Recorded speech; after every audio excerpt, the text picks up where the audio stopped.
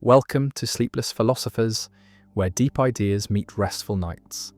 If you enjoy these journeys through philosophy, please like and subscribe and turn on notifications for daily uploads.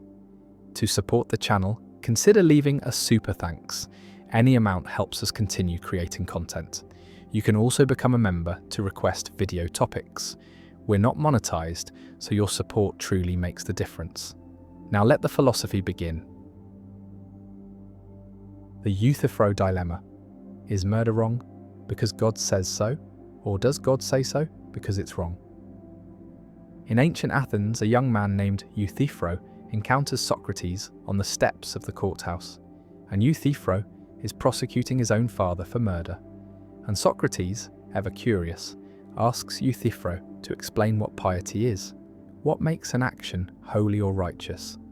And Euthyphro confidently responds that pious actions are those loved by the gods, and impious actions are those hated by the gods. And Socrates, never satisfied with simple answers, poses a question that has echoed through philosophy and theology for over 2,000 years. He asks whether the gods love pious actions because those actions are pious, or whether actions are pious because the gods love them. And this question, now called the Euthyphro dilemma, presents a fundamental challenge to divine command theory.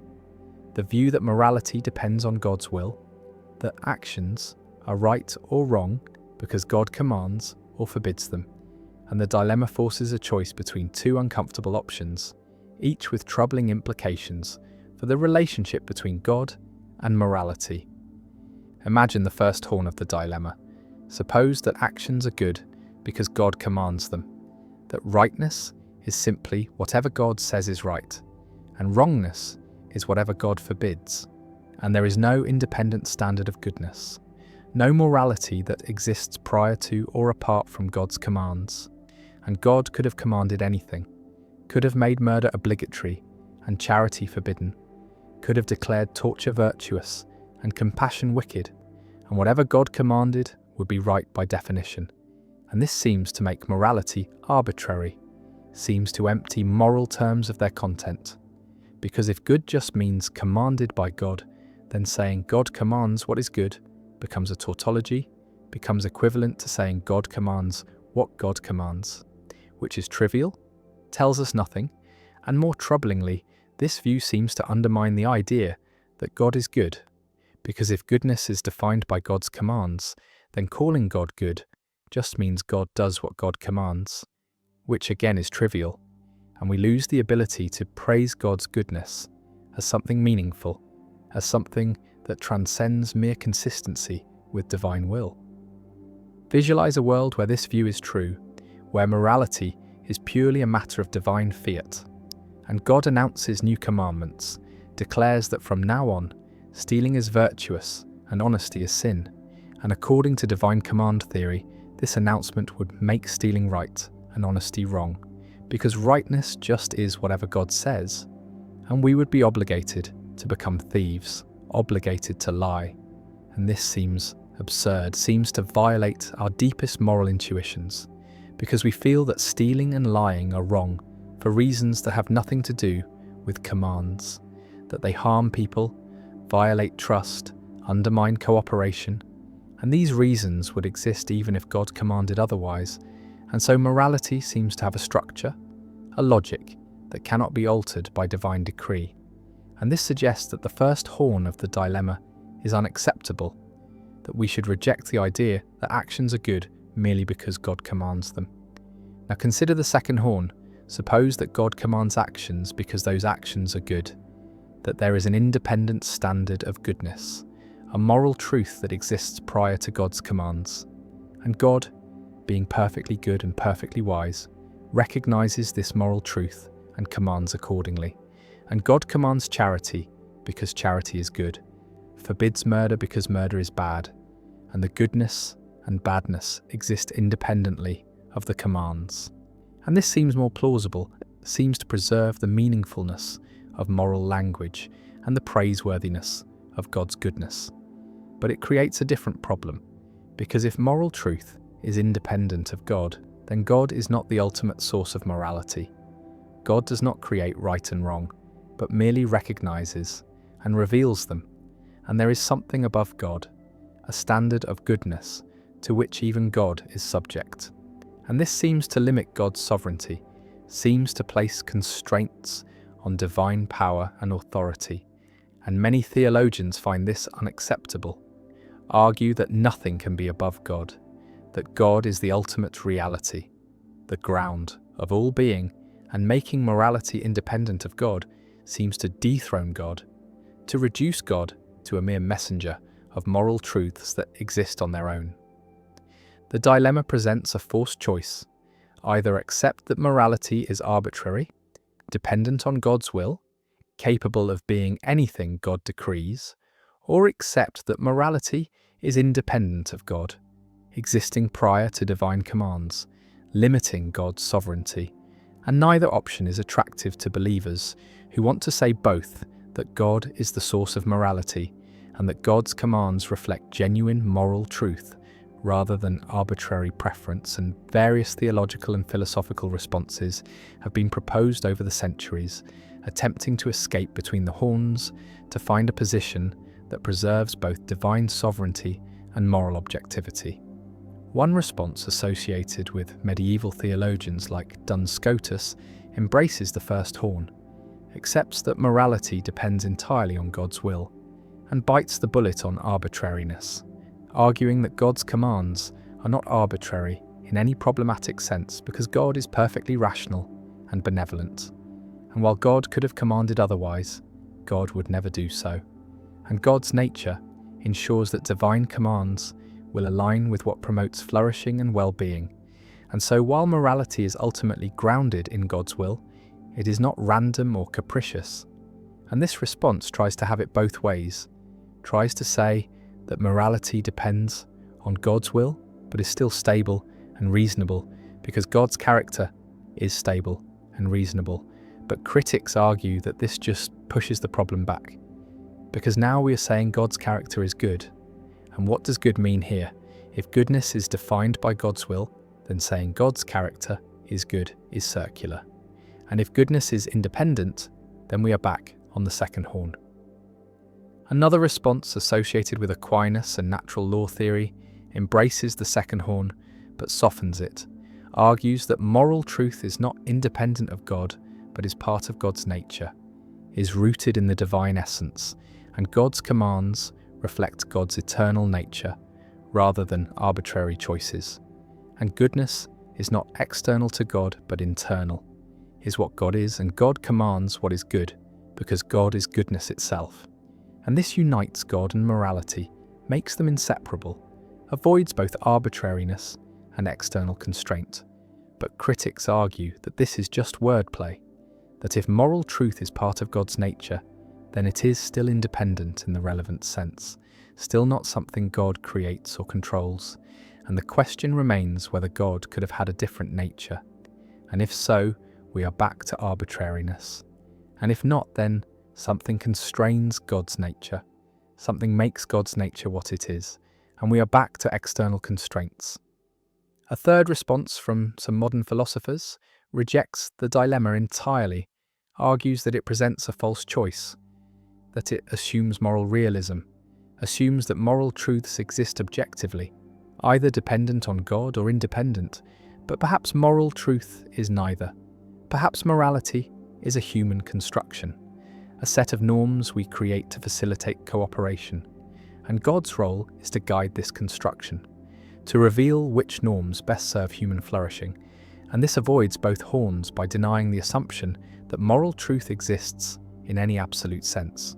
But it creates new problems, makes morality relative or subjective, undermines the claim that moral truths are objective facts that God knows and humans can discover, and many find this solution worse than the original dilemma. The Euthyphro dilemma appears not just in theology, but in secular ethics as well, because any attempt to ground morality in authority faces the same structure. If we say actions are right because society approves them, we can ask whether society approves them because they are right, or whether they are right because society approves them. And the dilemma recurs: arbitrariness on one side, independent moral truth on the other. and the same choice must be faced. And this suggests that the dilemma is not specifically about God, but about the relationship between authority and morality, about whether moral truth can be grounded in will, in decision, in command, or whether it must exist independently of any authority, answerable to reason or nature or some other source. Socrates stands on the courthouse steps, questioning Euthyphro, probing the foundations of piety, and the young man's confidence wavers.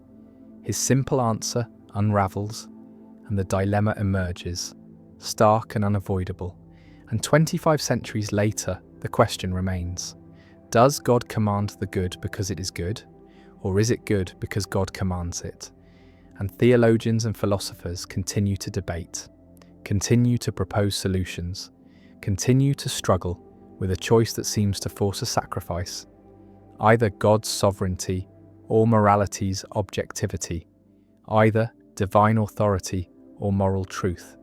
And the dilemma persists, unresolved, a permanent fixture in philosophy of religion, a challenge to anyone who wants to ground ethics in divine will, and a reminder that even the most fundamental questions about the source of right and wrong, about the relationship between God and goodness, about whether morality is created or discovered, remain open, remain contested, and the young Euthyphro walks away confused, and Socrates continues to question, and the dilemma remains, waiting to challenge every new generation of believers and philosophers who confront the ancient problem of how God and morality relate. The Fermi Paradox. Where is everybody in this crowded universe? The Milky Way galaxy contains hundreds of billions of stars, many with planets, and our galaxy is one of hundreds of billions of galaxies in the observable universe. And Earth formed about 4.5 billion years ago, relatively late in cosmic history, and life emerged within 1 billion years, and intelligence and technology developed recently. And these facts suggest that Earth is not special, that the conditions that led to life here should occur elsewhere, and if even a tiny fraction of planets develop intelligent civilizations, and if even a small percentage of those civilizations develop technology capable of space travel or interstellar communication, then the galaxy should be teeming with evidence of alien intelligence. We should see their radio signals, their spacecraft, their structures, their influence on stars and planets, and yet we see nothing, hear nothing, find no evidence of extraterrestrial intelligence despite decades of searching, despite scanning the skies with radio telescopes, despite analysing thousands of exoplanets. And this silence, this absence of evidence, is the Fermi Paradox, named after physicist Enrico Fermi, who reportedly asked during a lunch conversation in 1950, "Where is everybody?" And this question, simple and childlike, conceals one of the deepest puzzles in science, the question of whether we are alone in the universe, or whether alien civilizations exist but remain undetected for reasons we do not yet understand. The paradox can be stated more precisely through the Drake equation, an attempt to estimate the number of communicating civilizations in our galaxy. The equation multiplies together several factors: the rate of star formation, the fraction of stars with planets, the number of habitable planets per star system, the fraction of habitable planets where life emerges, the fraction of life-bearing planets where intelligence evolves, the fraction of intelligent species that develop technology, and the lifetime of technological civilizations. And depending on the values assigned to these factors, the equation predicts anywhere from 0 civilizations besides us to millions, and optimistic estimates suggest thousands or millions of alien civilizations should exist in our galaxy alone. And over billions of years, some of these civilizations should have spread through the galaxy, colonizing stars, building structures, leaving traces, and yet we see nothing. And this gap between expectation and observation is the Fermi Paradox. Various explanations have been proposed, grouped into several categories. One possibility is that intelligent life is extraordinarily rare, that one or more factors in the Drake equation is much smaller than optimistic estimates suggest, Perhaps the emergence of life is a rare event. Perhaps the evolution of complex multicellular organisms requires unlikely coincidences. Perhaps intelligence is not an inevitable outcome of evolution, but a fluke that happened once on Earth and nowhere else. And if intelligence is sufficiently rare, then perhaps we are the first or among the first civilizations in the galaxy, and the silence is explained by our being early arrivals, alone for now, but perhaps not forever. Another category of explanations invokes the Great Filter, a hypothetical barrier that prevents civilizations from reaching the stage where they are detectable across interstellar distances. And the filter could be in our past, something that makes the emergence of intelligence extremely difficult, in which case humanity has passed the filter and the future is open, or the filter could be in our future, a challenge that civilizations face and almost always fail. Perhaps self-destruction through war or environmental collapse, perhaps technological stagnation, perhaps a transition that seems likely but proves fatal. And if the great filter lies ahead, then our survival is not guaranteed, and the silence of the cosmos is ominous, a warning that intelligence tends toward extinction. A third category suggests that civilizations exist but remain undetected for various reasons. Perhaps they communicate using technologies we have not discovered. Perhaps they deliberately hide to avoid contact with younger civilizations. Perhaps they exist in forms we would not recognize as life or intelligence. Perhaps they transcend physical form and migrate into cyberspace or other dimensions. Or perhaps the distances and timescales involved are so vast that civilizations exist but are separated by millions of light years and billions of years, arising and falling in isolation, never overlapping in space and time, and so contact is impossible. Not because civilizations do not exist, but because the universe is too big and time is too long.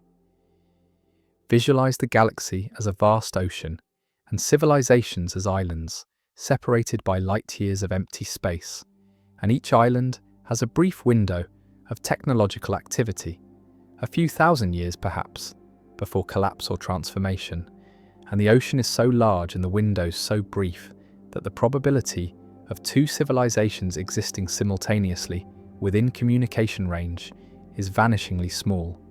And so each civilization looks out, sees emptiness, hears silence, and concludes it is alone. And yet across the galaxy and across time many such civilizations exist, but they never meet, never communicate, never know each other, and the Fermi paradox is resolved not by the absence of life, but by the impossibility of contact. Another explanation, more speculative, suggests that we are living in a simulation, that the observable universe is a computational construct created by an advanced civilization and the silence is programmed. No other civilizations are simulated because the creators are interested only in studying us, or because simulating multiple civilizations is too computationally expensive. And this explanation, while unfalsifiable, is logically possible and provides a clean resolution to the paradox, though it raises new questions about the nature of the simulators and their purposes. The Fermi paradox has practical implications for the search for extraterrestrial intelligence, for SETI programs that scan the skies for radio signals, for astrobiology missions that search for life on Mars or the moons of Jupiter and Saturn, and for the question of whether humanity should attempt to contact alien civilizations or remain silent. Because if the great filter lies ahead, if civilizations typically self-destruct or face existential dangers, then advertising our presence might be risky, might attract attention from hostile or indifferent intelligences, and the silence of the cosmos might be a survival strategy, a lesson learned by civilizations that survive, and if so, then broadcasting our existence might be foolish, might mark us for extinction or exploitation. The paradox also touches on philosophy and the meaning of human existence, because if we are alone, if no other intelligence exists anywhere in the observable universe, then humanity carries a unique responsibility, We are the universe's only way of understanding itself, the only conscious observers, the only beings capable of science and art and love, and the future of consciousness depends on us, on whether we survive and spread. And this realization, far from being comforting, is terrifying, because it places an enormous burden on a species that has barely begun to leave its home planet. And if we fail, if we destroy ourselves, the universe returns to darkness, to unconsciousness, to a vast emptiness where stars burn and galaxies collide. But no one watches, no one cares, no one knows. The stars shine silent and distant, and we listen, and we hear nothing, and the silence stretches across billions of light years, across billions of years, and Fermi's question echoes, where is everybody? Where are the aliens? Where are the civilizations that should exist, that must exist, that the numbers say should exist, and the answer does not come? And the paradox remains unresolved, pressing, urgent, a question that haunts astronomers and philosophers, a mystery that drives the search for life beyond Earth, and a reminder that despite all our knowledge, despite all our telescopes and equations, we do not know whether we are alone or whether the universe teems with life. And the silence, profound and unbroken, waits, and we wonder and we search, and the paradox persists. The Galileo paradox. Galileo Galilei, in his final work Discorsi e dimostrazioni matematiche, presented a paradox about infinite quantities that anticipates later discoveries in set theory and challenges intuitions about size and comparison. And the paradox concerns the relationship between the natural numbers and the perfect squares, and Galileo observed that every natural number has a unique perfect square, obtained by multiplying the number by itself. And conversely, every perfect square corresponds to a unique natural number, its square root. And so there is a one-to-one correspondence between the natural numbers and the perfect squares, suggesting that there are just as many perfect squares as natural numbers, and yet the perfect squares are a proper subset of the natural numbers. Most numbers are not perfect squares. 1 is a square, 2 is not, 3 is not, 4 is a square, 5 is not, and so on, with squares becoming increasingly sparse as numbers grow larger. And this suggests that there are fewer perfect squares than natural numbers. And so Galileo's paradox is that the perfect squares seem to be both equal in number to the natural numbers by virtue of the one-to-one correspondence, and fewer in number by virtue of being a proper subset. And these two conclusions contradict each other, or seem to. And Galileo concluded that the concepts of equal, greater, and less do not apply to infinite quantities, that infinity transcends these comparisons, that we cannot meaningfully say that one infinite collection is larger or smaller than another. The paradox remained unresolved for centuries until the development of set theory by Georg Cantor in the late 19th century, and Cantor provided a systematic way to compare infinite sets, defining two sets to have the same cardinality if there exists a one-to-one correspondence between them, a bijection that pairs each element of one set with a unique element of the other. And under this definition, the natural numbers and the perfect squares have the same cardinality. Both are countably infinite. Both can be enumerated in a sequence, and the fact that the perfect squares are a proper subset of the natural numbers does not imply that they have a smaller cardinality, because infinite sets can be placed in one-to-one correspondence with proper subsets of themselves. And this property, far from being a contradiction or paradox, is the defining characteristic of infinite sets, the feature that distinguishes them from finite sets where proper subsets always have strictly smaller cardinality. Cantor went further, showing that not all infinite sets have the same cardinality, that there is a hierarchy of infinities, that the set of real numbers is uncountably infinite, larger in a precise technical sense than the set of natural numbers. And this hierarchy extends infinitely upward, each level of infinity giving rise to larger infinities through power set constructions.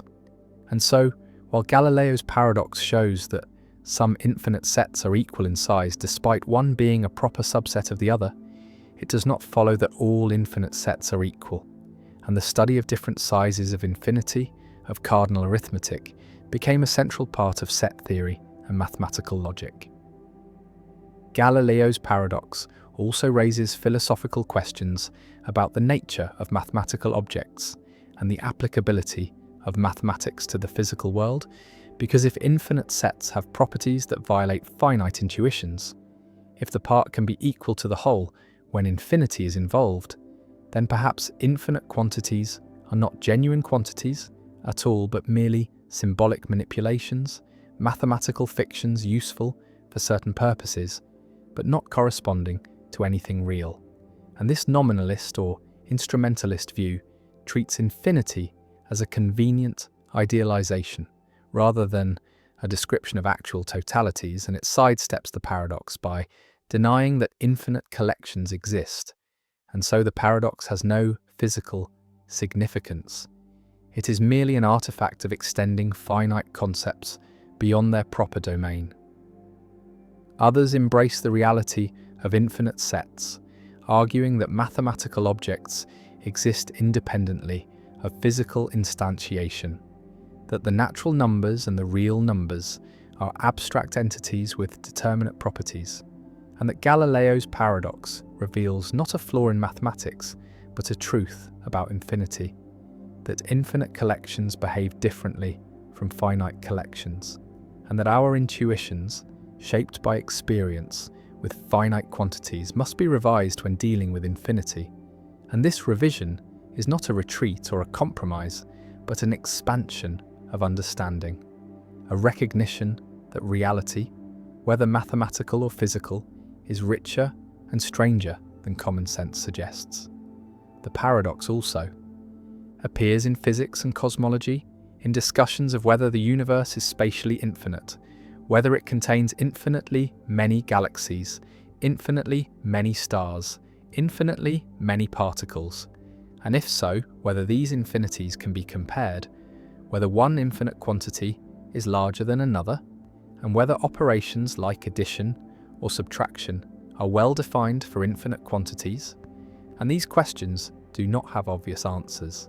They depend on the mathematical framework used to describe the universe, on assumptions about the structure of space-time, and on whether infinite sets in mathematics correspond to infinite collections in reality.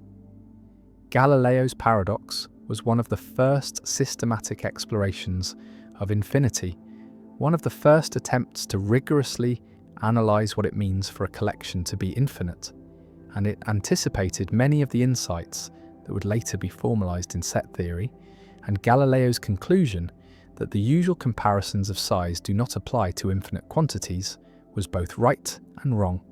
Wrong in that infinite sets can be compared, and some are larger than others, but right in that infinite sets do not obey the same rules as finite sets, that the part can be equal to the whole, that addition and subtraction of infinite quantities are not straightforward, and that intuition trained on finite examples is an unreliable guide. The numbers stretch to infinity, 1, 2, 3, 4, 5, and among them the perfect squares, 1, 4, 9, 16, 25, sparse but infinite, and the correspondence exists, each number paired with its square, each square paired with its root, and the two collections, one a subset of the other, are equal in cardinality, equal in size, and this equality, which seems to contradict the part being smaller than the whole, is not a contradiction, but a truth about infinity, a revelation that the infinite is qualitatively different from the finite, that the rules change when quantities are unbounded, and Galileo's paradox remains a landmark, the first clear formulation of the strange properties of infinite sets, the first hint that infinity would require new mathematics, new concepts, new ways of thinking about quantity and comparison. And the paradox endures, not as a problem to be solved, but as a lesson learned, a demonstration that infinity is not a large number, but a different kind of thing entirely, and that understanding it requires abandoning intuitions that serve us well in the finite realm, but mislead us when we venture into the infinite. The flicker of freedom, the tiny space where choice still lives. A philosopher examines Frankfurt's counterexamples, the cases where a person acts on their own, but could not have done otherwise because an intervener would have prevented any alternative.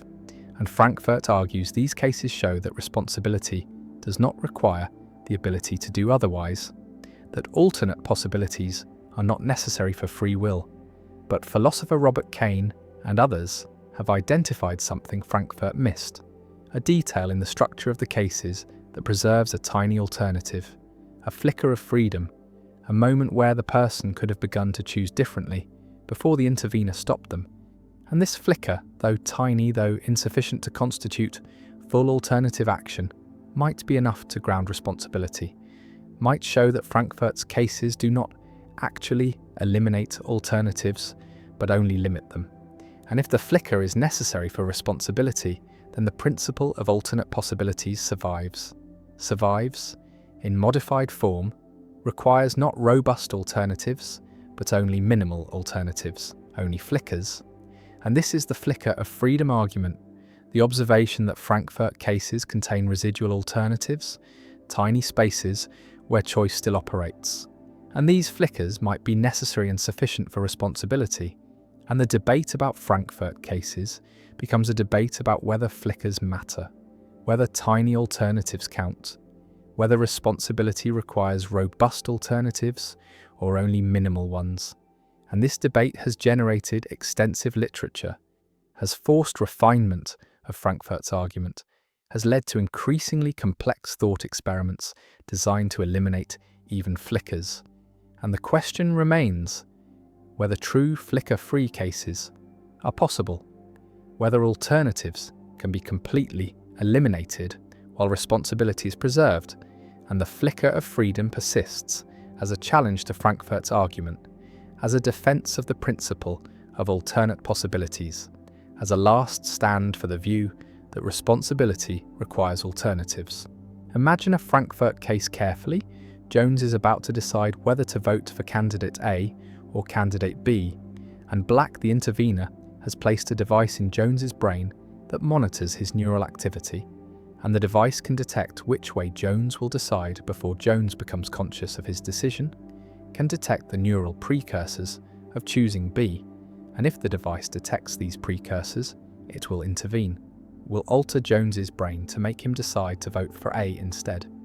But if Jones is going to decide on his own to vote for A, then the device does nothing, remains dormant. And now suppose Jones decides on his own to vote for A. The device detects no precursors of choosing B because there are none. Jones was always going to choose A on his own, and so the device does nothing, and Jones votes for A based on his own decision. And Frankfurt says Jones is responsible, even though he could not have done otherwise, because if he had started to choose B, the device would have intervened. And so Jones could not have voted for B, had no alternative, and yet Frankfurt says Jones is responsible because he acted on his own and the device played no role. But now consider the flicker. There is a moment, however brief, before the device detects that Jones is choosing B, before the device can intervene, and in that moment Jones could have begun to choose differently, could have initiated the neural precursors that would have triggered intervention, and this moment is a genuine alternative. Is something Jones could have done differently, even though if he had done it, the device would have stopped him from completing the alternative choice. And so there is an alternative. There is something Jones could have done otherwise, namely, begin to choose B. And this alternative, though tiny, though incomplete, is a flicker of freedom. And the question is whether this flicker is sufficient to ground responsibility, whether the ability to begin an alternative is enough even if the ability to complete it is absent. Visualize freedom as coming in degrees. At one end is robust freedom, the full ability to choose and complete any available alternative. At the other end is no freedom, no alternatives whatsoever. And flickers are near the no freedom end, but not quite at it. Are minimal alternatives, are the ability to begin alternatives, even if not to complete them. And the debate is whether this minimal freedom is sufficient for responsibility, whether flickers count, or whether only robust alternatives matter. And source theorists who follow Frankfurt say flickers do not matter, say that what matters for responsibility is not alternatives but source, whether the action flows from the agent's own will. And flicker theorists who defend alternate possibilities say flickers do matter, say that responsibility requires some alternative, even if minimal, even if only a flicker. Frankfurt responded to the flicker objection by constructing more sophisticated cases, blockage cases, where the intervener does not wait for precursors but intervenes earlier, or cases where the intervener controls the entire deliberative process, ensures that only one alternative is genuinely possible psychologically. And these refined cases attempt to eliminate even flickers, attempt to create scenarios where no alternative exists at any point, not even the alternative of beginning to choose differently. And if such flicker-free cases are possible, if they preserve responsibility, then Frankfurt's argument succeeds, shows that responsibility does not require alternatives, and the principle of alternate possibilities is refuted. But critics argue that truly flicker-free cases are impossible, that any case detailed enough to eliminate all flickers will either eliminate responsibility along with alternatives, or will preserve subtle flickers that defenders miss. And this back and forth, this attempt to construct and critique flicker-free cases, has dominated discussions of Frankfurt cases for decades, has generated increasingly technical papers, increasingly complex scenarios, and no consensus has emerged, and both sides claim victory, claim that the cases support their view, and the debate continues. The flicker of freedom also connects to debates about determinism and sourcehood, because if determinism is true, then flickers might not exist, might themselves be eliminated by deterministic causation, and so the flicker debate might ultimately depend on whether determinism is true, whether quantum indeterminacy provides space for genuine alternatives. And this makes the debate about flickers part of the larger debate about free will and determinism, about whether compatibilism or incompatibilism is correct. One response to the flicker argument accepts that flickers exist in Frankfurt cases, but denies that flickers ground responsibility, argues that the ability to begin an alternative that would immediately be stopped is not the kind of ability that matters for responsibility, is not genuine control, is not enough to make the action truly up to the agent, and responsibility requires more than flickers, requires robust alternatives, or requires source without alternatives. And flickers are too weak to do the work that alternate possibilities theorists need them to do. And Frankfurt's argument succeeds despite the flickers, because flickers are irrelevant to responsibility. Another response embraces flickers, argues that they show Frankfurt cases fail, show that alternatives are preserved, and this response modifies the principle of alternate possibilities to say that responsibility requires alternatives, but these alternatives need not be robust, need only be flickers, need only be the ability to begin alternatives even if not to complete them. And this modified principle is immune to Frankfurt's argument because Frankfurt cases contain flickers, and flicker-free cases either do not exist or do not preserve responsibility, and so the principle of alternate possibilities survives in modified form, survives as the principle that responsibility requires, at least flickers of freedom, requires some alternative possibilities, however minimal. The flicker debate also raises questions about what counts as an alternative, about how much control is required for something to be a genuine alternative, and these questions are central to understanding freedom, to specifying what free will requires, and the flicker debate, though technical, though focused on detailed cases, ultimately concerns fundamental issues about agency, control, and responsibility. And the debate has been productive, has forced clarification of concepts, has revealed complexity in notions that seemed simple, and whether flickers matter, whether they ground responsibility or are irrelevant, remains disputed, remains one of the many unresolved issues in the free will debate. Jones votes, the device does nothing, and somewhere in the process there is or is not a flicker, a moment where Jones could have begun differently, a tiny alternative that would have triggered intervention, and whether this flicker exists and whether it matters determine whether Frankfurt's argument succeeds, whether responsibility requires alternatives and the flicker of freedom remains, tiny but potentially crucial, a last gasp of alternate possibilities in cases designed to eliminate them. And the debate continues, philosophers constructing ever more sophisticated cases, critics finding ever more subtle flickers, and the question persists, do flickers matter? Are tiny alternatives enough for responsibility? Or is responsibility about source, not alternatives? About where choices come from, not what else could have been chosen? And the flicker flickers, at the edge of possibility, barely existing, possibly necessary, and the debate around it endures.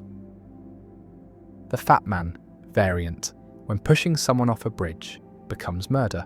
The runaway trolley races toward 5 people bound to the tracks, the same setup as before, but now there is no lever, no switch to pull, no way to divert the trolley onto another track, and you stand on a footbridge directly above the tracks, watching the trolley approach, and next to you stands a very large person, large enough and heavy enough that if they fell onto the tracks, their body would stop the trolley, would derail it or bring it to a halt, saving the 5 people below, but killing the large person instantly, and you could push this person, could place your hands on their back and shove them over the railing, and they would fall, and the trolley would stop, and 5 lives would be saved at the cost of 1, and the numbers are identical to the original trolley problem, 5 saved and 1 killed, but the method is different, and this difference makes most people recoil, makes them say no, I would not push, even though the consequence is the same as pulling the lever in the original case. And this asymmetry is the heart of the Fat Man variant, sometimes called the footbridge problem, a thought experiment that probes our moral intuitions about direct versus indirect harm, about using people as means versus affecting them as side effects, and about the limits of consequentialist reasoning. Imagine yourself on the bridge, the large person standing peacefully beside you, unaware of the danger below, and you know that pushing them will save 5 lives.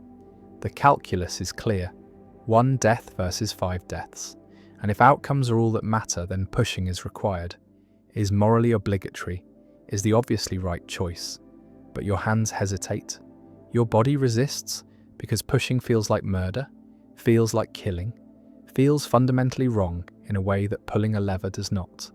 And this feeling, this visceral moral reaction, reveals something about how we think about ethics, reveals that we distinguish between different ways of bringing about the same result, that the means matter, not just the ends, that how we save lives affects whether saving them is permissible.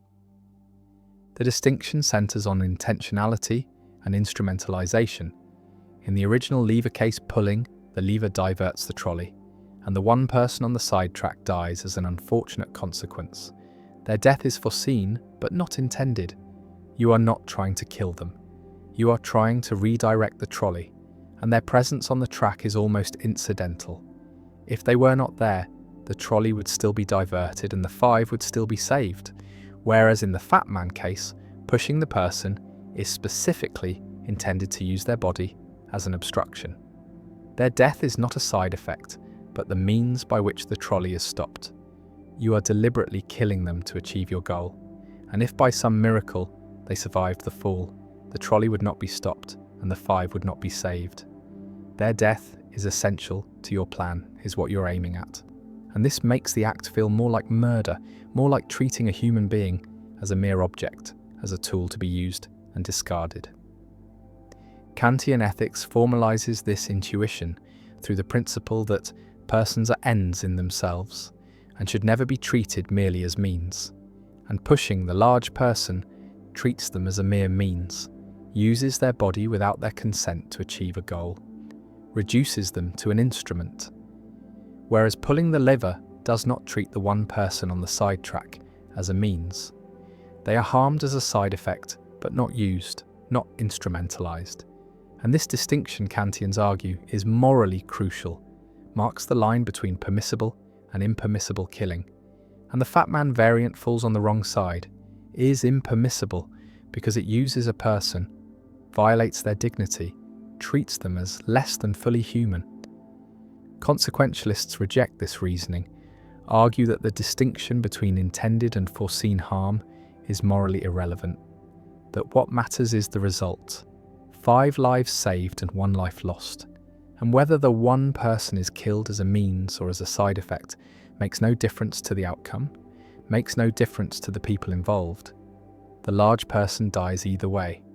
The 5 people are saved either way, and refusing to push means accepting 5 deaths to avoid one, means valuing squeamishness or abstract principles over actual lives.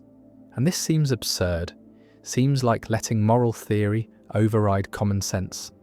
And consequentialists argue that in extreme cases, in genuine life or death dilemmas, the right action is the one that minimizes harm, maximizes welfare, saves the most lives.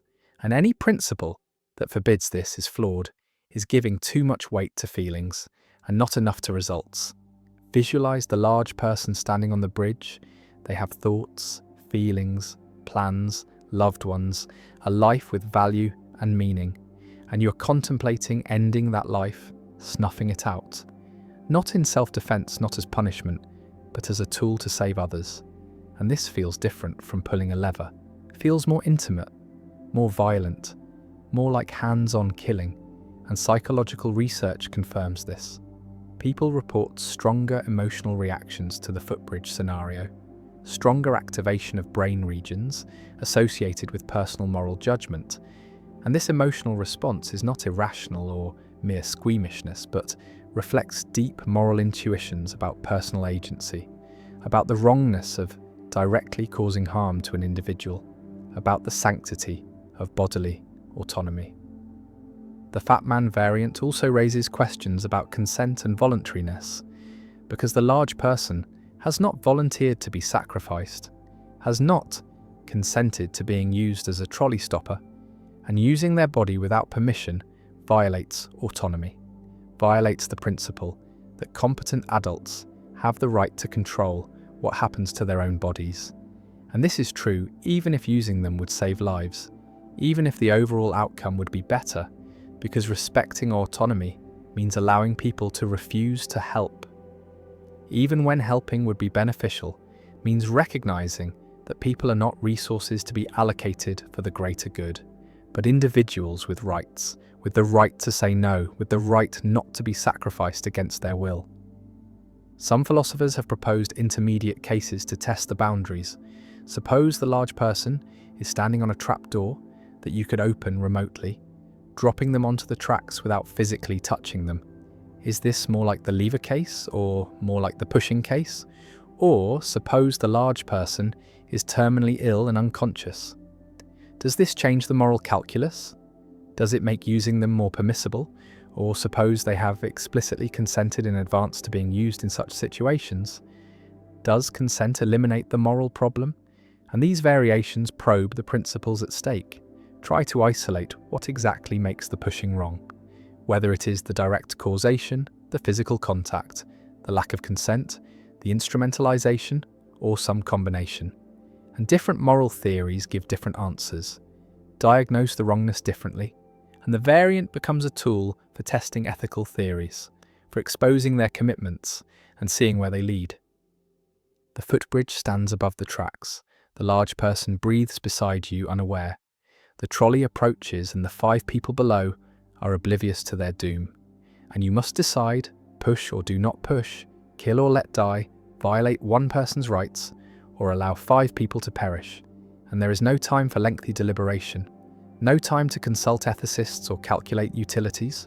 Only a choice that will haunt you regardless. Because pushing means you killed someone, placed your hands on them, and ended their life. And not pushing means 5 people died who could have been saved. And either way, the weight is crushing. The responsibility immense, and the Fat Man variant offers no comfort, no resolution, only the stark presentation of a choice that reveals the limits of moral theory, the inadequacy of simple principles, the irreducible difficulty of cases where values conflict, where any action involves loss, and the problem remains, a thought experiment that disturbs, that challenges, that refuses to yield easy answers, and that reminds us that morality is not a puzzle with solutions, but a practice requiring wisdom, courage, and the willingness to live with choices that are never fully justified, never free of doubt, never untainted by the recognition that whatever we do, someone suffers, and we are responsible. The grandfather paradox. Time travel has long been a staple of science fiction, a dream of visiting the past or glimpsing the future. But woven into this fantasy is a logical nightmare that has haunted physicists and philosophers alike. And this is the grandfather paradox, a thought experiment that questions whether travelling backward in time could ever be possible without creating contradictions that tear reality apart.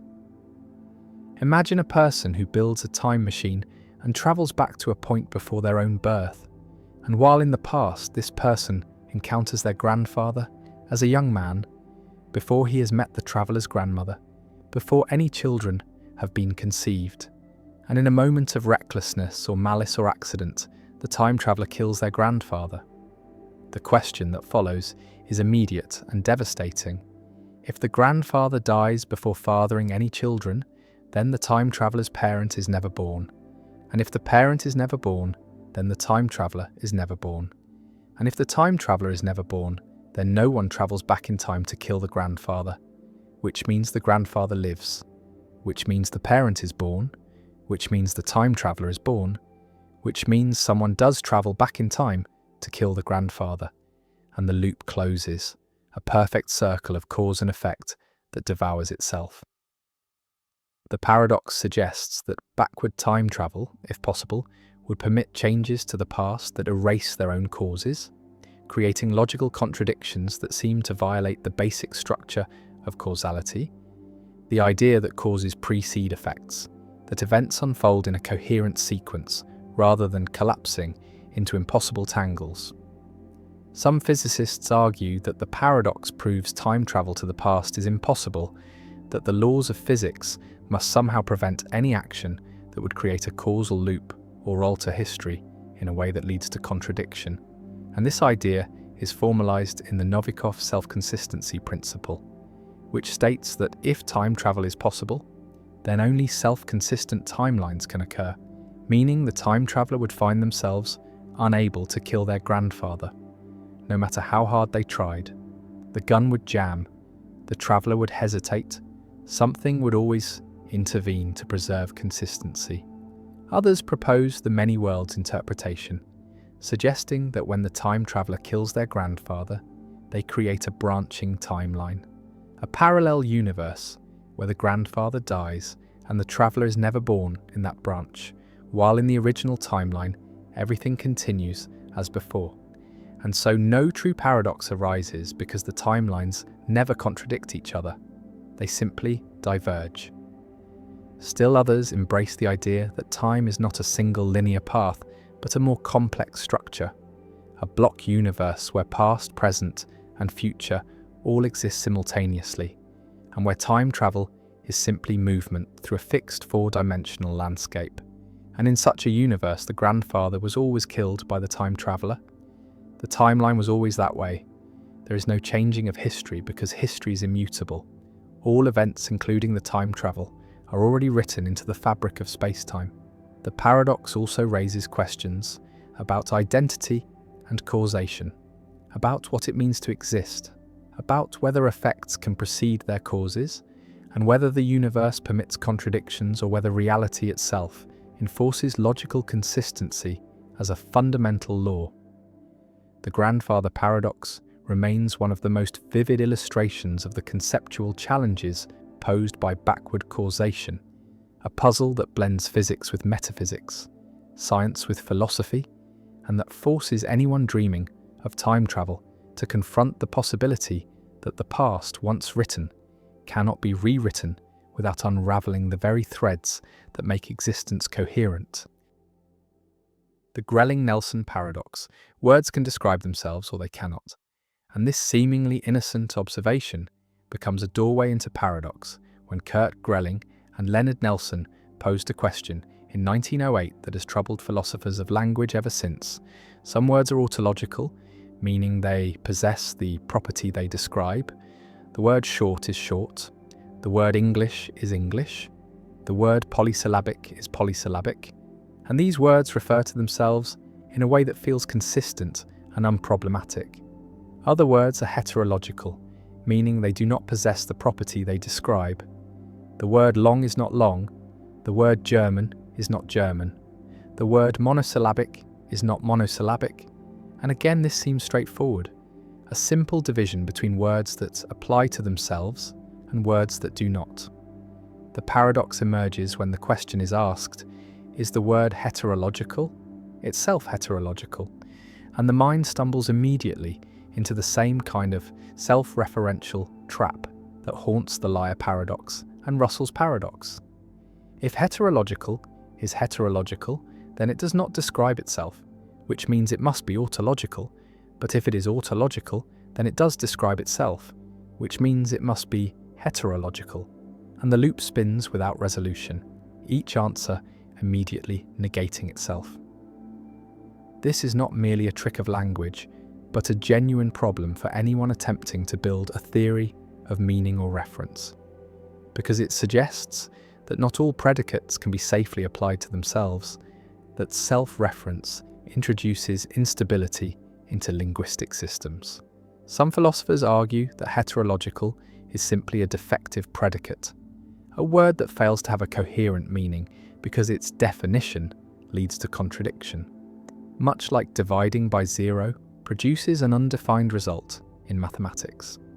Others suggest that the paradox reveals the difference between the use of a word and its mention, that when we ask whether heterological is heterological, we are confusing the word as an object with the word as a concept, and this confusion generates the paradox.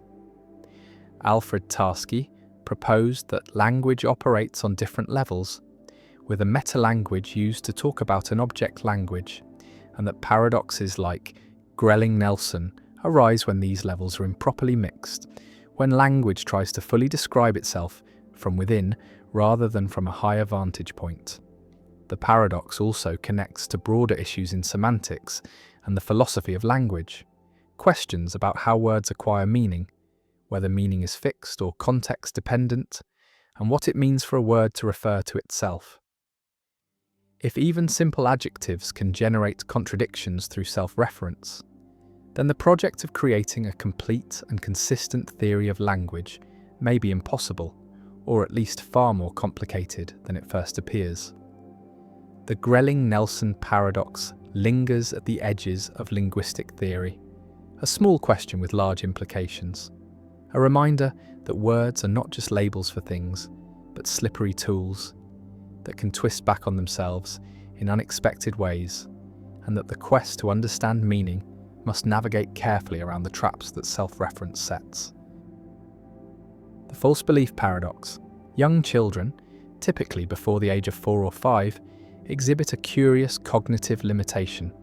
They struggle to understand that other people can hold beliefs that differ from reality, that someone can believe something false, and this limitation is revealed through false belief tasks, experimental scenarios designed to test whether children can represent the mental states of others, can understand that beliefs are representations that can be accurate or inaccurate, and the classic version involves a character named Maxie who places chocolate in a cupboard and then leaves the room. And while Maxie is gone, his mother moves the chocolate to a drawer. And when Maxie returns, children are asked where Maxie will look for the chocolate. And young children, those who have not yet developed what psychologists call theory of mind, say that Maxie will look in the drawer where the chocolate actually is, failing to recognise that Maxie's belief, formed when the chocolate was in the cupboard, has not been updated, that Maxie still believes the chocolate is in the cupboard even though this belief is now false.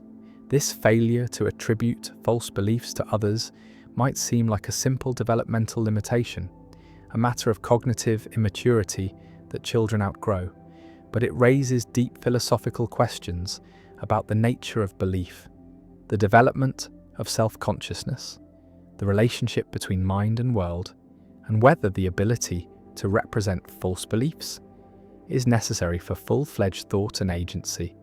And some philosophers have argued that the false belief paradox reveals something fundamental about the structure of cognition, that understanding false belief requires a kind of meta-representational ability, the capacity to represent representations, to think about thoughts, to hold in mind simultaneously what is the case and what someone believes to be the case.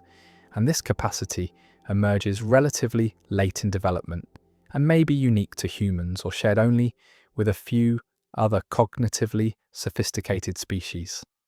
The paradox takes its name from the tension between two facts. On the one hand, beliefs are defined by their representational content, by what they are about, and this content can be accurate or inaccurate, true or false. And so the possibility of false belief seems built into the very concept of belief, seems to be part of what makes beliefs different from mere sensations or reflexes. And on the other hand, young children seem unable to grasp this possibility, seem to treat beliefs as transparent to reality, as if what someone believes must be what is actually the case. And this suggests that the full concept of belief, the concept that includes the possibility of misrepresentation, is not innate but develops over time, requiring both cognitive maturation and social experience. The false belief paradox also appears in philosophical discussions of self-knowledge and first-person authority, because while young children struggle to attribute false beliefs to others, they seem to have access to their own beliefs in a more direct way. They can report what they believe without needing to infer it from evidence, and this asymmetry between first-person and third-person belief attribution raises questions about whether beliefs are fundamentally different when considered from the inside versus the outside. Whether self-knowledge is a special kind of knowledge with its own logic and epistemology, and whether the difficulty of understanding false belief in others reflects a deeper puzzle about how minds can be both transparent to themselves and opaque to others. Some philosophers have connected the false belief paradox to issues of rationality and akrasia, the puzzle of how someone can act against their own better judgment, can believe that an action is wrong or foolish, and yet perform it anyway, because understanding akrasia seems to require the ability to represent conflicting mental states, to hold in mind both what one judges to be best and what one is inclined to do, and this ability may depend on the same meta-representational capacity that underlies the understanding of false belief, the capacity to separate belief from reality, to recognize that mental states are states that can be at odds with each other or with the world. The false belief paradox also has implications for moral responsibility and the development of moral understanding, because attributing blame or praise to someone requires understanding their beliefs and intentions, requires recognizing that they acted based on what they believed rather than what was actually the case. And young children who cannot represent false beliefs also struggle with certain moral judgments. They tend to judge actions by their outcomes rather than by the intentions behind them, and they have difficulty understanding that someone who causes harm unintentionally, based on a false belief about the situation, is less blameworthy than someone who causes harm intentionally. And this connection between false belief understanding and moral judgment suggests that moral development depends on cognitive development, that certain moral concepts require certain cognitive capacities. The paradox raises questions about animal cognition as well, about whether non-human animals can represent false beliefs, whether they have theory of mind, and experiments with primates, corvids, and other intelligent species have produced mixed results. Some studies suggest that great apes and some birds can pass modified versions of false belief tasks, suggesting they have at least rudimentary theory of mind, while other studies find failures, and the debate continues about what these results mean, whether animals that pass simplified tasks really understand false belief, or whether they are using simpler heuristics, behavioural rules that mimic understanding without genuine meta-representation. The false belief paradox also connects to discussions of autism and neurodiversity, because individuals with autism often struggle with theory of mind tasks, including false belief tasks, even into adulthood, and this difficulty has been proposed as part of what makes social interaction challenging for autistic individuals: the inability to easily and automatically infer what others believe, intend, or know. And this has led to both therapeutic interventions designed to teach theory of mind skills and critiques of the emphasis on theory of mind, with some arguing that the focus on false belief tasks pathologizes a different cognitive style rather than a deficit, that autistic individuals may process social information differently rather than poorly, and that neurotypical people also struggle to understand autistic minds, suggesting that theory of mind failures are bidirectional, not one-sided. The paradox persists as a puzzle about the nature of mind and the development of mental concepts, about how humans come to understand that minds are representational, that beliefs can be false, that people act based on what they think rather than what is, and the failure of young children to grasp false belief reveals something profound about cognition, that the ability to represent misrepresentation is not simple or automatic, but requires a developmental achievement, a cognitive leap that transforms how we understand ourselves and others. And once this leap is made, once false belief becomes comprehensible, the social world opens up in new ways. Deception becomes possible and recognizable. Mistakes become understandable, different perspectives become appreciable, and the realization that others see the world differently, that their beliefs may not match reality or our own beliefs, becomes the foundation for empathy, communication, cooperation, and conflict. The chocolate sits in the drawer, Maxie believes it is in the cupboard, and the child must hold these two facts in mind simultaneously, must represent reality and represent Maxie's representation of reality, and for the young child this is impossible. The two collapse into one, belief and reality merge, and Maxie must look where the chocolate is, not where he believes it to be. And the child's answer reveals a mind that has not yet learned to separate map from territory, representation from represented, belief from truth. And the false belief paradox marks the boundary between a simpler cognitive world where beliefs are transparent and a more complex one where beliefs are understood as representations that can misrepresent, where minds are recognized as fallible, limited, perspectival, and where the gap between how things seem and how things are becomes a permanent feature of the social and epistemic landscape.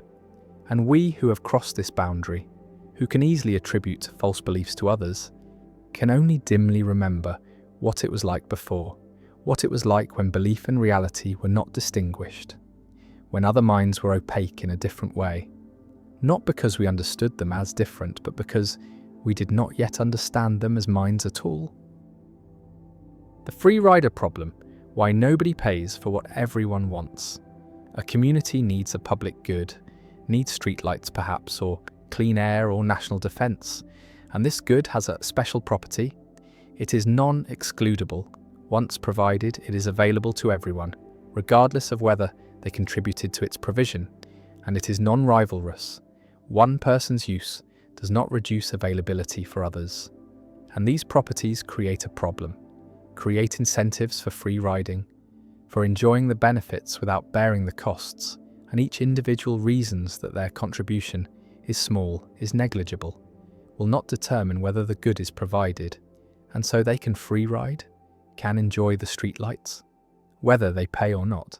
And since paying is costly, and the good will be provided or not, regardless of their individual contribution, it is individually rational to free ride. And if everyone reasons this way, then no one contributes. The good is not provided, and everyone is worse off than if everyone had contributed. And this is the free rider problem, a fundamental challenge in public economics, a demonstration that voluntary provision of public goods is difficult, tends toward under-provision, and solving the problem requires mechanisms that make contribution individually rational, requires collective action, requires institutions that enable groups to provide goods that individuals cannot or will not provide voluntarily. And the free rider problem explains why governments exist, why taxation is necessary, why voluntary charity is insufficient for providing public goods.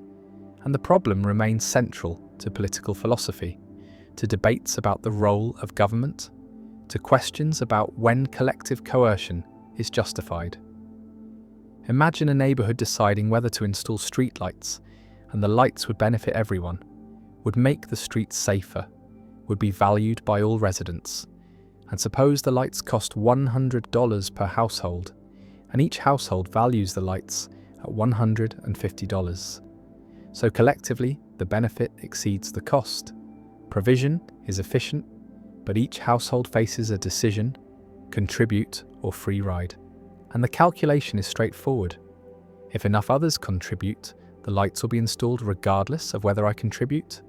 And if I contribute, I pay $100 and get $150 of benefit for net benefits of $50. But if I free ride, I pay nothing and still get $150 of benefit for net benefits of $150. So I am better off free riding, and if not enough others contribute, then the lights will not be installed regardless of whether I contribute. And if I contribute, I pay $100 and get nothing because the lights are not installed. And if I free ride, I pay nothing and get nothing. So I am no worse off free riding, and in both cases, free riding dominates contributing.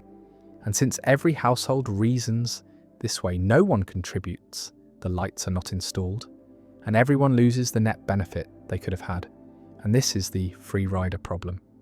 The free rider problem demonstrates that individual rationality can lead to collective inefficiency, that goods which everyone wants can fail to be provided because no individual has incentive to contribute, and the problem is structural, is inherent in the properties of public goods, and cannot be solved by appealing to altruism or social responsibility, because even small amounts of altruism are insufficient, because as long as some people free ride, the burden on contributors increases, and this creates resentment, undermines cooperation, and voluntary provision tends to fail.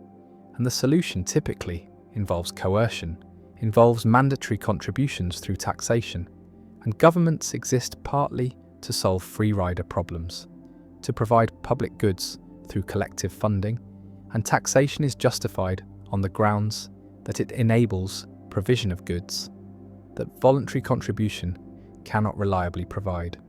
Visualize the free rider problem as a threshold public good, where the good is provided only if total contributions exceed some threshold, and individuals must decide whether to contribute without knowing whether others will contribute, and the dominant strategy is to free ride because your contribution is costly and makes little difference to whether the threshold is met, and everyone free rides. The threshold is not met. The good is not provided, and this shows why voluntary provision fails, why collective action problems arise, why coordination on contribution is difficult without institutional mechanisms. And solving the problem requires commitment devices, requires mechanisms that ensure contributions are made, that prevent free riding, and taxation is one such mechanism, makes contribution mandatory, eliminates the free riding option, and enables provision of public goods that markets fail to provide. One response to the free rider problem is Lindahl taxation, a theoretical solution where each individual pays according to their marginal benefit from the public good, pays their willingness to pay, and this makes contribution individually rational because you pay only what the good is worth to you. But Lindahl taxation faces practical problems, requires knowing each person's valuation, which people have incentive to misrepresent, have incentive to understate to reduce their tax burden, and the mechanism is not incentive compatible, is vulnerable to strategic behaviour, and cannot be implemented in practice. And so while Lindahl taxation is theoretically optimal, it does not solve the real-world free rider problem. Another response is assurance contracts, where contributions are collected conditionally, are returned if the threshold is not met. And this solves one problem with voluntary provision, eliminates the risk of contributing without the good being provided. But assurance contracts do not eliminate free riding incentive, do not make contributing dominant, because you still benefit from the good whether you contribute or not. And so assurance contracts help but do not fully solve the problem, and empirical evidence shows that contribution rates improve with assurance contracts but remain below optimal levels. A third response is social sanctions, where free riders are punished through social disapproval, through reputation loss, through exclusion from other cooperative activities, and social sanctions can support contribution in small groups where behaviour is observable, where reputation matters, where repeated interaction creates incentives for cooperation, and community provision of public goods often relies on social sanctions, relies on norms that support contribution and punish free riding. And these mechanisms can be effective in tight-knit communities but are less effective in large anonymous societies where behaviour is hard to observe and reputation effects are weak. The free rider problem also appears in debates about international cooperation, about providing global public goods like climate stability, pandemic prevention, biodiversity preservation, and these goods are non-excludable and non-rivalrous at global scale, and nations face free rider incentives, benefit from the good whether they contribute or not.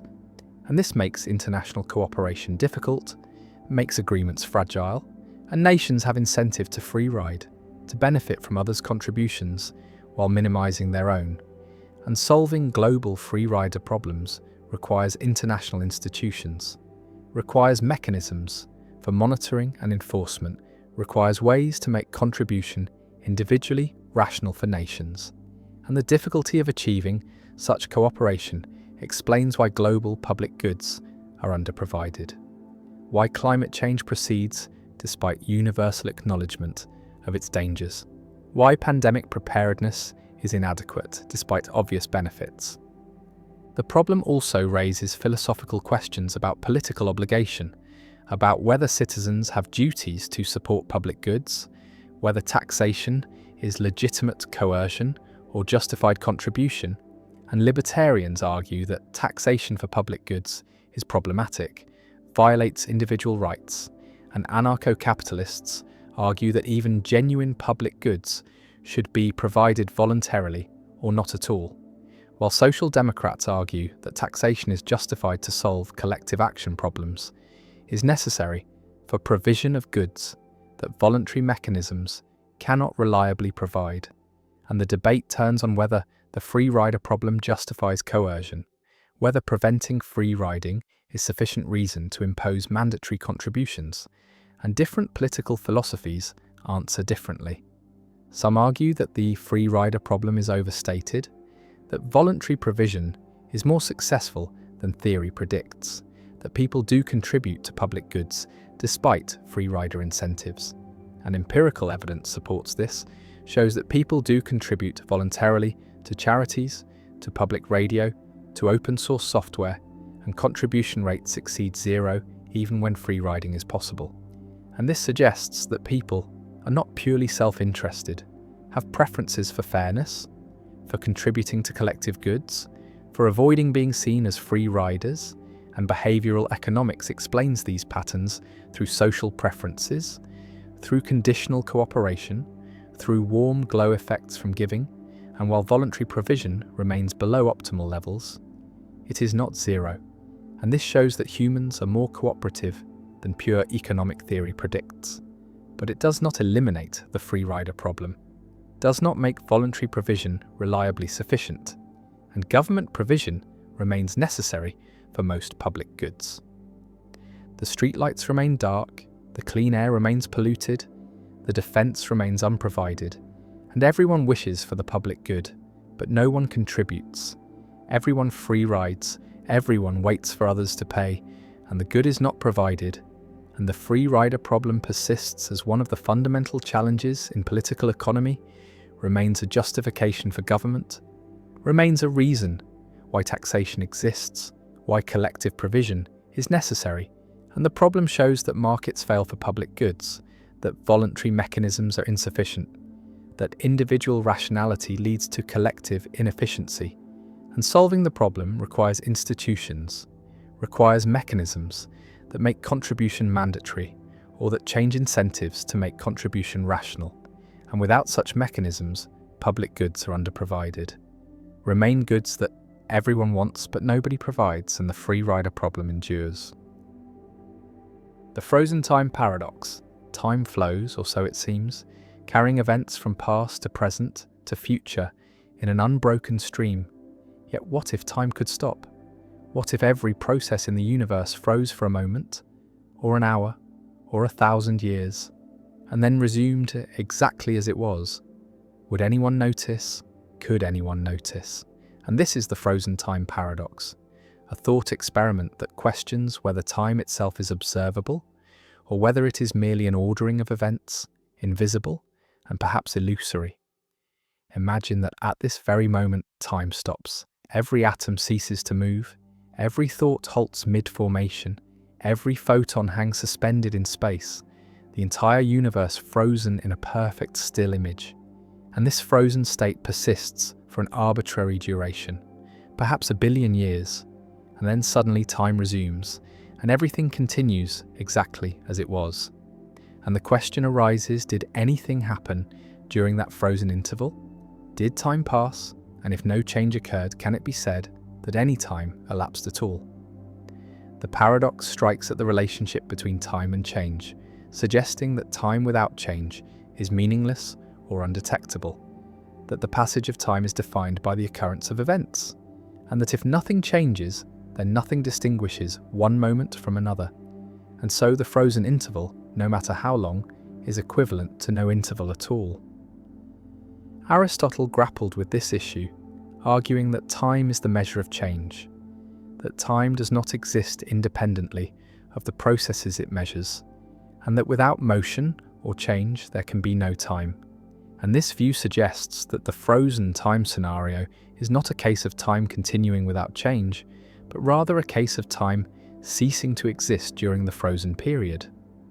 Others, particularly those who embrace the block universe view, argue that time is an independent dimension of space-time, that it exists whether or not anything changes within it, that the frozen interval would be a real extension of time, even if no events occurred within it.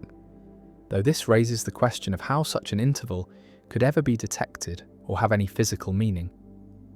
The paradox also touches on the nature of consciousness and subjective experience, because if time froze and then resumed, no conscious being would remember the frozen period, no measurement device would register it, no physical process would show evidence that it occurred, and so in what sense did it happen? And if it leaves no trace, can it be said to have any reality at all?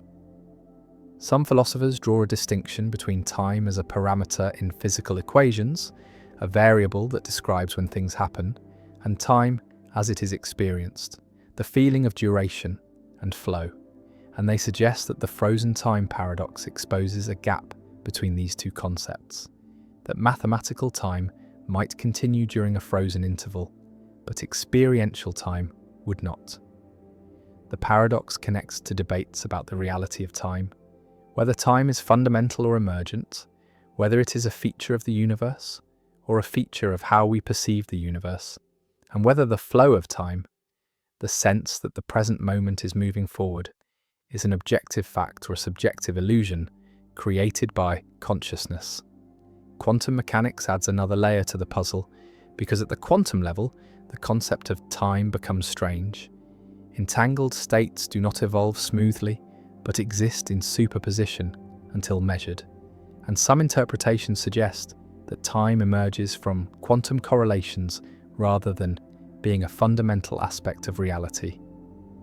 The frozen time paradox forces confrontation with the question of what time is, whether it is possible for time to exist without change, whether duration has meaning in the absence of events, and whether the universe could be paused and unpaused without anyone ever knowing, without any physical consequence, and if such a scenario is indistinguishable from time continuing normally, then perhaps the question itself is meaningless, a pseudo-problem that arises from thinking about time as if it were a substance that flows rather than a dimension that orders. And yet the intuition remains that time is real, that it passes, that moments follow one another, and the paradox lingers as a reminder that even this most basic aspect of existence, the passage of time, is far from fully understood. The hard problem of consciousness: why brain activity does not explain experience.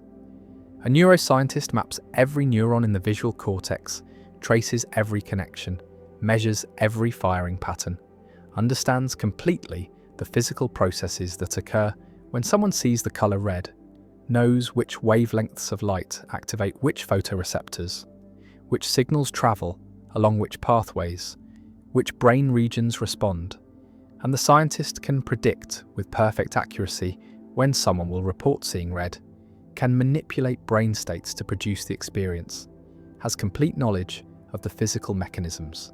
And yet philosopher David Chalmers asks a question that this knowledge does not answer. Why is there something it is like to see red? Why does the physical processing produce a subjective experience, a quale, a feeling of redness that exists from the inside, from the first-person perspective? And this question is the hard problem of consciousness, the problem of explaining why and how physical processes give rise to subjective experience, to phenomenal consciousness, to the felt quality of mental states. And Chalmers distinguishes this from the easy problems, which are merely difficult scientific questions about how the brain processes information, how it integrates data, how it produces behavior. And while these easy problems are challenging, they are tractable, are problems science can solve through normal methods. But the hard problem is different, is a question of a different kind. Asks not how consciousness functions, but why it exists at all. Why there is subjective experience accompanying physical processes rather than those processes occurring without any inner experience, without anything it is like to undergo them. Imagine a zombie, a philosophical zombie, a creature that is physically identical to a human being, molecule for molecule, neuron for neuron, that behaves exactly like a human, says the same things, acts the same ways, but has no inner experience, no consciousness, is dark inside. And Chalmers argues that such a zombie is conceivable, is logically possible. And if zombies are possible, then consciousness is not reducible to physical processes, because the zombie has all the physical processes but lacks consciousness. And so consciousness must be something additional, something over and above the physical. And this is why the hard problem is hard, because it seems to require explaining how something non-physical, something subjective, emerges from something physical, something objective. And no amount of knowledge about brain function, about neural mechanisms, about information processing, seems to bridge this gap, seems to explain why there is something it is like rather than nothing. Visualize the explanatory gap. On one side is all the physical information, all the facts about brain states and neural firing and chemical processes, and on the other side is subjective experience, the redness of red, the painfulness of pain, the taste of coffee, and the gap between these two sides seems unbridgeable, seems like knowledge of one does not give knowledge of the other. And no matter how much we learn about brains, we do not seem to get closer to explaining why brains produce consciousness, why certain physical systems have inner lives. And this gap is what makes the hard problem hard, what makes consciousness seem mysterious, what makes it resist scientific explanation. The hard problem has generated multiple responses: materialists who deny that there is a hard problem, who argue that consciousness is reducible to physical processes, that once we fully understand the brain, we will understand consciousness, that the appearance of a gap is due to our current ignorance, and dualists who accept the hard problem and argue that consciousness is non-physical, is a separate substance or property that exists alongside the physical, and Mysterians who accept the hard problem but argue that it is unsolvable, that human cognitive capacities are limited, that we may never understand how consciousness arises from physical processes because our minds are not equipped to grasp the answer. One materialist response appeals to functionalism, argues that consciousness is not a separate thing, but is identical to certain functional roles, certain patterns of information processing, and what it is like to see red is just the functional role that seeing red plays in the cognitive system, the way it affects memory and behaviour and other mental states. And this functional role can be fully captured physically, can be explained in terms of brain processes, and so there is no explanatory gap, no hard problem, only a conceptual confusion that disappears once we realise that consciousness is function and function is physical. Another materialist response appeals to eliminativism, argues that our ordinary concepts of consciousness are confused, are based on folk psychology that science will replace, and when neuroscience matures, we will abandon talk of subjective experience, will recognise that what we called consciousness was really just neural processes misdescribed, and the hard problem will dissolve, because the phenomenon it concerns, subjective experience as we currently conceive it, does not exist, and this radical response rejects the starting point of the hard problem, rejects that there is anything subjective that needs explaining. Dualist responses accept that consciousness is irreducibly subjective, is not reducible to physical processes, and argue for property dualism, where consciousness is a non-physical property that physical systems can have, or substance dualism, where consciousness is a separate mental substance that interacts with the physical body. And these views face the interaction problem, the question of how non-physical consciousness can affect physical processes, how mental causation works, and dualists have proposed various answers, some appealing to fundamental psychophysical laws, others denying that consciousness has causal power, but none has achieved consensus. Mysterian responses associated with Colin McGinn accept that the hard problem is real, but argue that it is unsolvable by humans, that our cognitive architecture is not suited to understanding how consciousness arises from matter. Just as rats cannot understand quantum mechanics, humans cannot understand consciousness. And this is not a failure of science, but a limit of human cognition. And we should accept this limit, recognise that some questions are beyond us, and the hard problem is one of them. The hard problem also connects to the knowledge argument. To Mary, the colour scientist who knows all physical facts about colour but has never seen colour, and when she finally sees red for the first time, she learns something new, learns what red looks like, and this suggests that physical knowledge does not exhaust knowledge about consciousness, that there are facts about subjective experience that are not physical facts, and this supports the view that consciousness is not reducible to physical processes, that the hard problem is real. The neuroscientist continues mapping neurons, continues discovering mechanisms, and the scientific progress is real, is impressive, reveals extraordinary complexity in how brains process information. But the hard problem remains, the question of why this processing feels like anything, why there is an inner light, why we are not zombies, and Chalmers's challenge persists, unsolved, perhaps unsolvable, a permanent limit on scientific explanation, or perhaps a confusion that will dissolve with better understanding.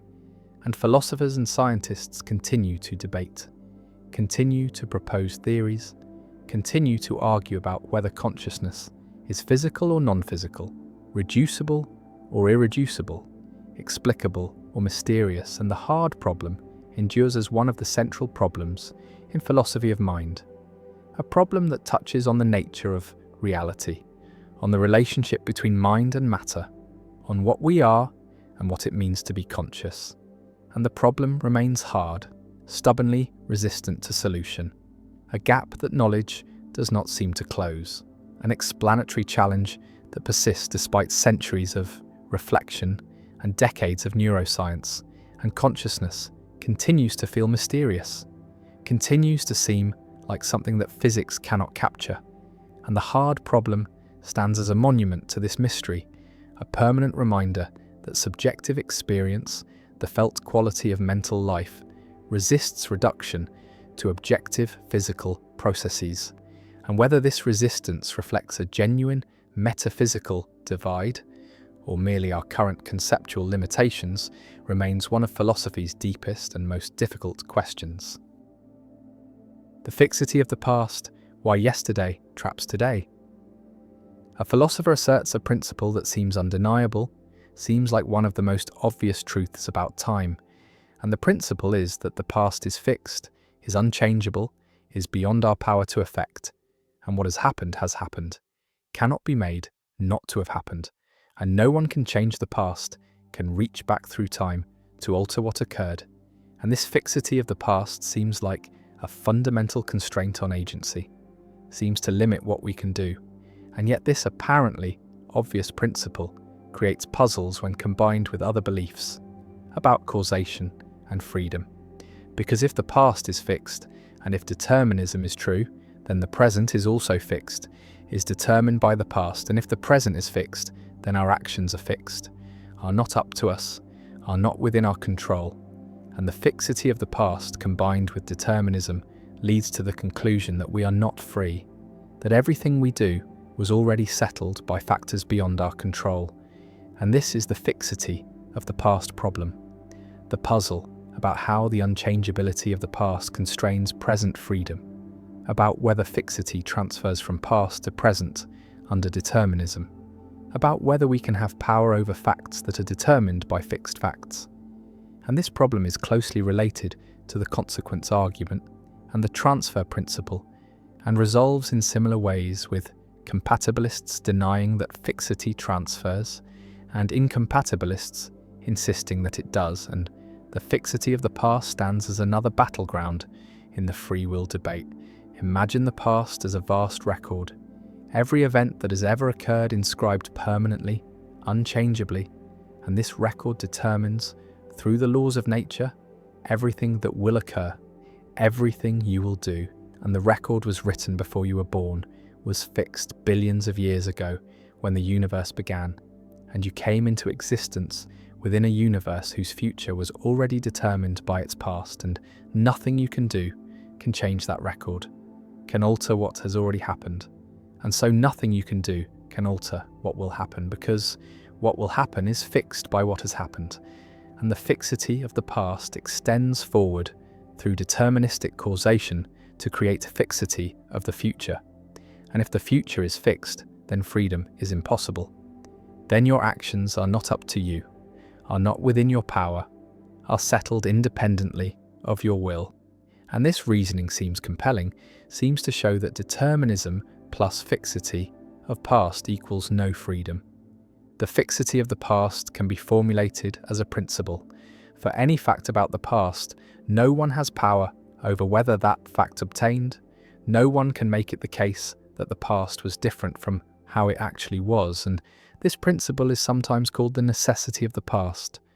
Though necessity is a confusing term here, because the past is not logically necessary, is not necessary in all possible worlds, but is only fixed in the sense that we cannot change it, cannot affect it retroactively, and the past is settled, is beyond our control, and this settledness seems to spread forward under determinism, seems to make the present also settled, also beyond our control, and freedom disappears, is eliminated by the fixity of the past combined with deterministic causation. Visualize time as a line. The past extends behind, fixed and unchangeable, and the present is the moving point, and the future extends ahead. And if determinism is true, then the future is just as determined as the past is settled by past plus laws. And the only difference between past and future is epistemic. We know the past and do not know the future, but metaphysically they are equivalent, both determined, both fixed, and if we lack power over the past, then we also lack power over the future, because the future is determined by the past, and Power does not extend across determination, and so the fixity of the past proves that determinism eliminates freedom. Compatibilists respond to fixity arguments in various ways. One response distinguishes between two kinds of fixity: what is fixed in the sense of being unchangeable retroactively, and what is fixed in the sense of being determined, and argues that while the past is fixed in the first sense, we have no power to go back and change it. The present is not fixed in the first sense, is not in the past, and our current actions determine what the present is. And so we have power over the present, even though we lack power over the past. And the two kinds of fixity are different. And the fixity of the past does not transfer to the present in the way incompatibilists claim. Another compatibilist response appeals to counterfactual power, argues that even though the past is fixed, we have the power such that if we had chosen differently, then the past would have been different. And this counterfactual power is sufficient for freedom, is what matters for responsibility, and the fixity of the past is compatible with our having counterfactual power over the present. And so determinism does not eliminate freedom, and the fixity of the past does not transfer to the present in any sense that threatens freedom. A third compatibilist response accepts that the past is fixed but denies that determinism makes the present fixed in any problematic sense, argues that being determined by the past is not the same as being beyond our control, that our choices are part of the causal chain from past to present, are among the factors that determine what happens, and having our choices be determining factors is what control consists in, is what makes actions up to us. And the fixity of the past is irrelevant, because what matters is not whether the past could have been different, but whether our current choices make a difference. And they do. They determine outcomes. And this is sufficient for freedom. Incompatibilists reject these compatibilist responses, argue that they involve verbal tricks, equivocations on power and control that obscure the real issue.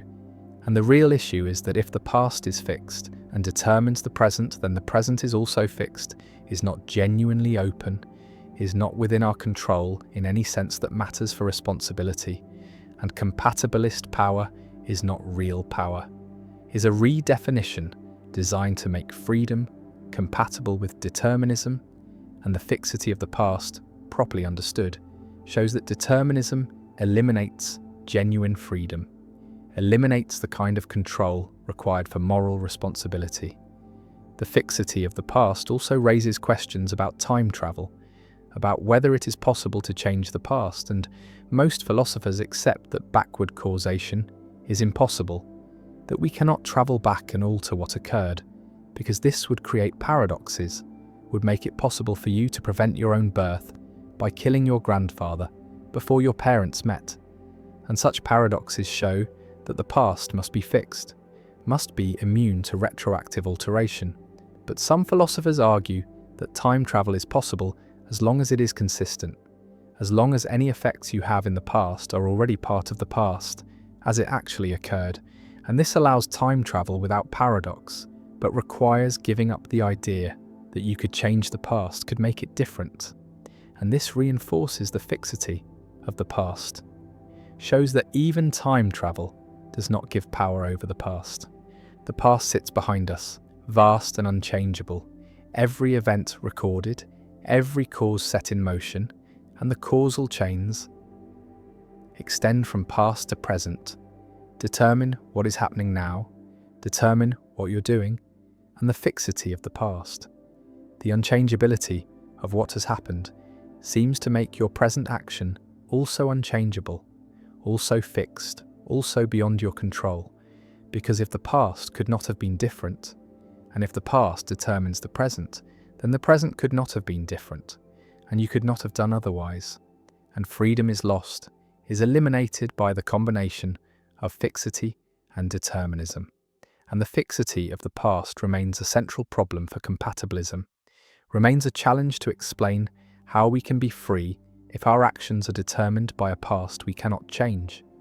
And the answers compatibilists offer remain controversial, remain rejected by incompatibilists who insist that fixity transfers, That unchangeability spreads from past to present under determinism, and the fixity of the past endures as a fundamental constraint on agency, a feature of time that shapes what we can and cannot do.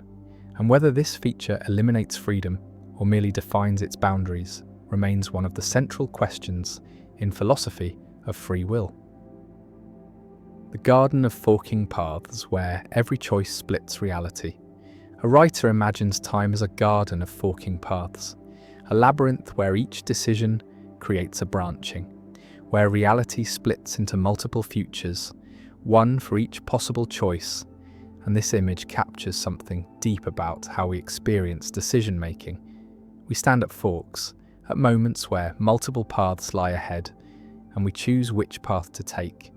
And unchosen paths remain as real possibilities, as roads not taken, and this multiplicity of possibilities, this forking structure of time, seems essential to freedom, seems to be what makes choice meaningful, because choosing requires alternatives, requires that other options be genuinely possible, genuinely available, and yet physics tells a different story, tells us that reality does not actually fork, that there is one actual future, one path that will be taken, and the other paths are mere possibilities, unreal, never actualized, and this creates tension between the subjective experience of forking paths and the objective reality of a single actual future.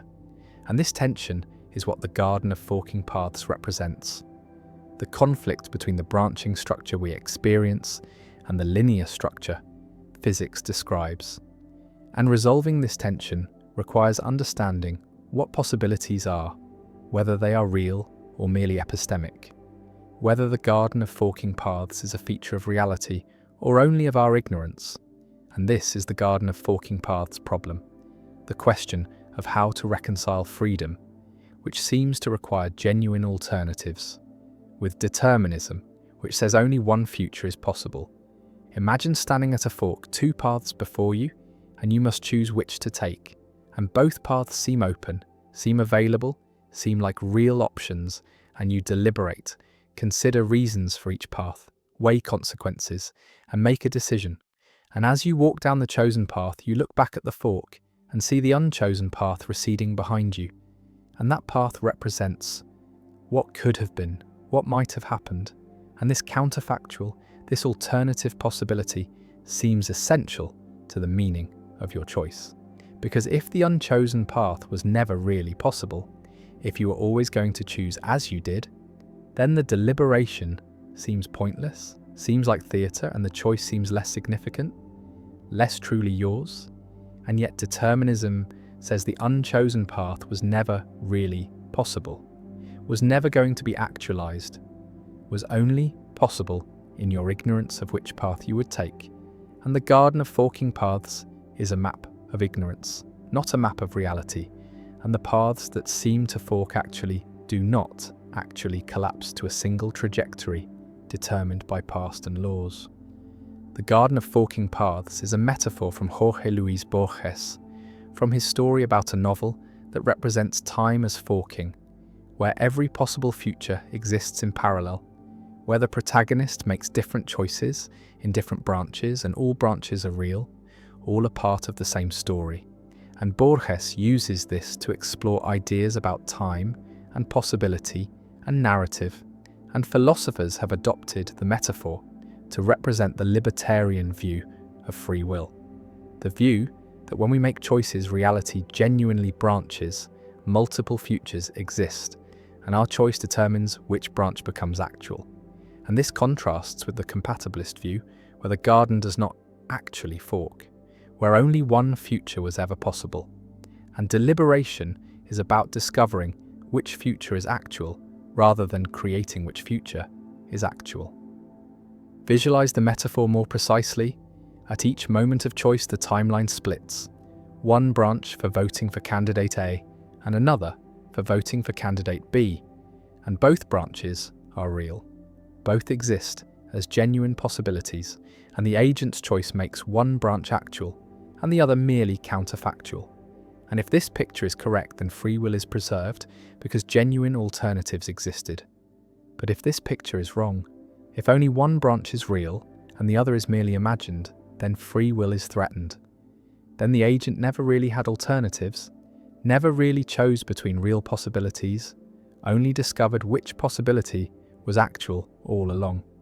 The Garden of Forking Paths connects to debates about the metaphysics of time, about whether the future is open or closed, whether future contingents have truth values, whether statements about what will happen tomorrow are true or false now, or are neither true nor false until tomorrow arrives.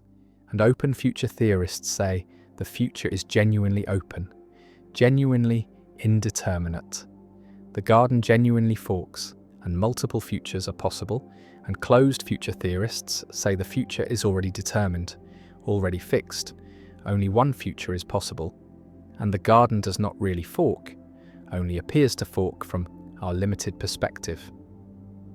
One response to the Garden of Forking Paths embraces the branching metaphor, adopts the growing block theory of time, where the past and present are real and the future is not yet real, is open, is genuinely undetermined. And as time progresses, the future becomes present and then past, and the timeline grows. And at moments of free choice, the timeline branches, multiple futures become actualized, and libertarian free will is preserved. But critics argue that this picture is inconsistent with physics, with relativity, which says that simultaneity is relative, that there is no objective present moment, and the growing block theory cannot be reconciled with relativity. And so, the Garden of Forking Paths cannot be real, is only a convenient fiction. Another response denies the branching, accepts that only one future is real, and argues that free will does not require genuine branching, does not require that unchosen alternatives be real, but only requires that the agent's choice be the determining factor in which future is actualized. And as long as the agent's deliberation and decision play a causal role, as long as the action flows from the agent's own reasons and desires, the agent is free, and the Garden of Forking Paths is an epistemic representation, a map of what might happen from the agent's perspective, but not a metaphysical reality. And this compatibilist response preserves free will without requiring genuine metaphysical branching. A third response appeals to the many worlds interpretation of quantum mechanics, where every quantum measurement causes the universe to split into multiple branches, one for each possible outcome, and all branches are real. All exist in a vast multiverse, and human choices might involve quantum processes, might cause branching at the quantum level. And so the Garden of Forking Paths is literally real, is part of the structure of quantum reality, and every choice you make creates multiple versions of you in different branches, and free will is preserved because genuine branching occurs. Though this response raises questions about which branch is you, about personal identity across branches, about whether it matters that other branches exist if you can never observe them or interact with them. The Garden of Forking Paths also appears in discussions of regret and counterfactuals, because when we regret choices, we imagine the path not taken, imagine how things would have been if we'd chosen differently. And this imagining treats the unchosen path as a real possibility, as something that could have happened. And the question is whether this treatment is accurate, whether the unchosen path was genuinely possible, or was only possible in our imagination, only possible relative to our ignorance. And if only imaginary, then regret is irrational, is lamenting something that could never have been. And if genuinely possible, then regret is rational, is lamenting a real alternative that was available but not chosen. The writer walks through the garden, sees the paths forking ahead, sees the labyrinth of possibilities, and each fork represents a choice, a moment where the future is open, where alternatives exist, and the writer chooses again and again, and each choice closes off paths, eliminates possibilities, and the unchosen paths remain behind, fading into counterfactual space. And whether these unchosen paths are real, whether they exist somewhere in quantum multiverse or only in imagination, determines whether the Garden of Forking Paths is a true picture of reality or only a useful metaphor, and the question remains open, remains disputed, and the garden remains branching or not branching, forking or merely appearing to fork, and we walk through it, choosing paths, deliberating at forks, and whether the alternatives are real or illusory. Whether the garden genuinely branches or only seems to, shapes how we understand freedom, how we interpret choice, and whether determinism eliminates the garden or merely reveals that it never really forked. And the metaphor endures, beautiful and problematic, a representation of how choice feels from the inside, even if not how choice is from the outside. And the garden of forking paths remains a permanent fixture in discussions of free will, a vivid image that captures the experience of agency, even as physics and metaphysics question whether the image corresponds to reality. The growing argument, objects change size over time. A child grows into an adult, a sapling becomes a tree, a pebble is worn smooth by erosion, and yet we say these are the same entities, the same person, the same tree, the same stone. But if size and shape change, can identity truly remain? And this is the growing argument, sometimes called the growing block paradox, or the problem of material constitution. A puzzle about how objects can gain or lose parts while remaining numerically identical to themselves. Consider a statue made of clay, and a sculptor adds more clay to it, making it larger, and then removes some clay, making it smaller. And at each moment, the statue is made of different material, occupying a different volume, and yet we call it the same statue throughout the process.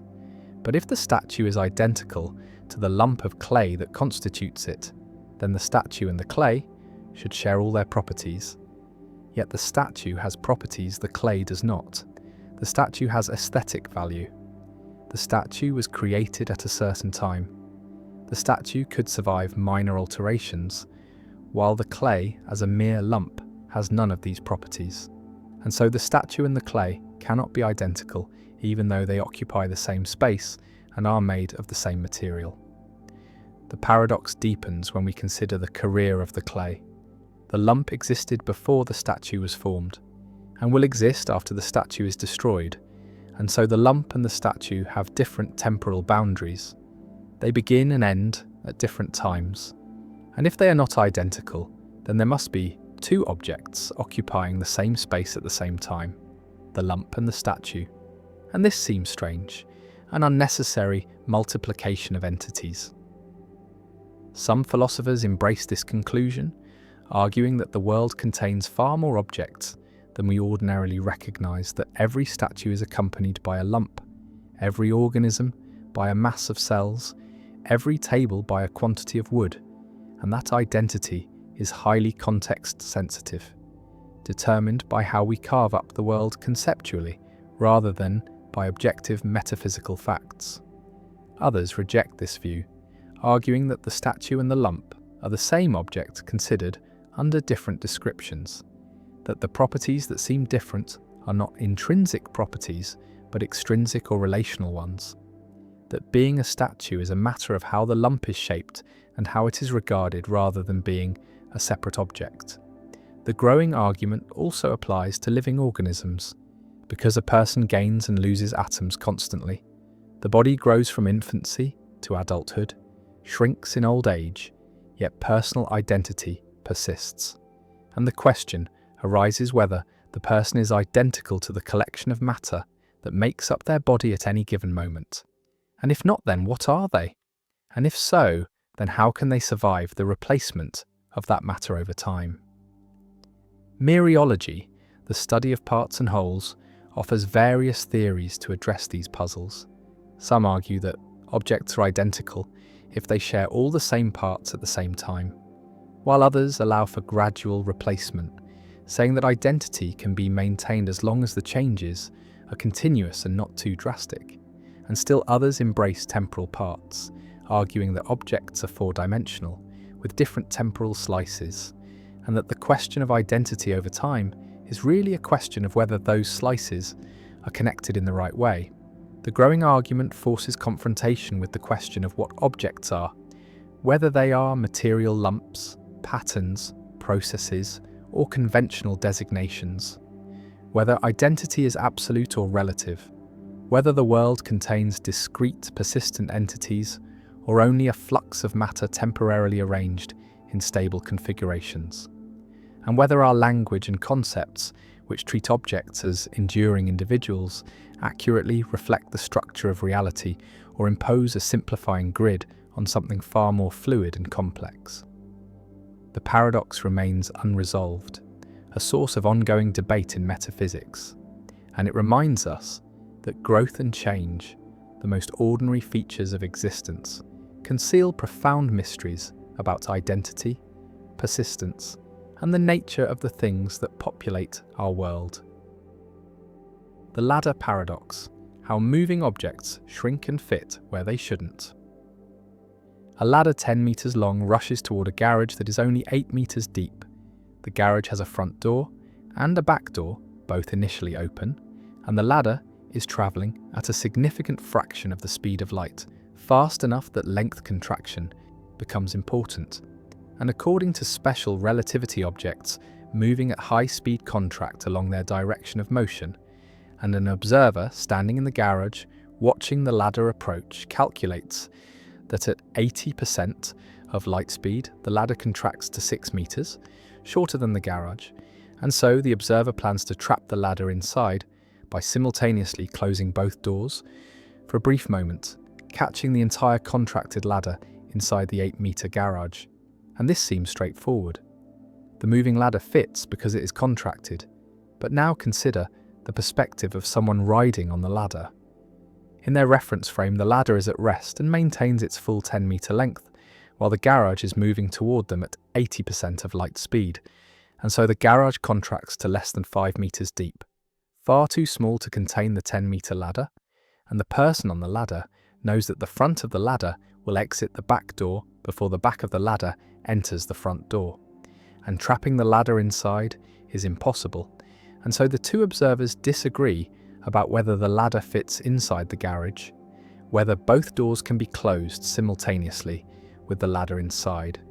And this is the ladder paradox, also called the barn pole paradox, a puzzle about how length contraction and simultaneity interact in special relativity. The resolution lies in understanding that simultaneity is relative, that events which are simultaneous in one reference frame are not simultaneous in another, and the garage observer sees both doors closing at the same time, trapping the ladder, but the ladder observer sees the doors closing at different times. The front door closes first, then the back door closes later, and in the ladder frame, the sequence of events is as follows. The front of the ladder, still 10 meters away from the back of the ladder, enters the contracted garage and immediately exits the back door, and only after the entire ladder has passed through the garage does the back door close, followed by the front door closing, and so in the ladder frame, the ladder never fits entirely inside the garage. It is always longer than the garage, but the doors are never closed simultaneously with the ladder inside, and this removes the contradiction. Both observers agree on the physical facts.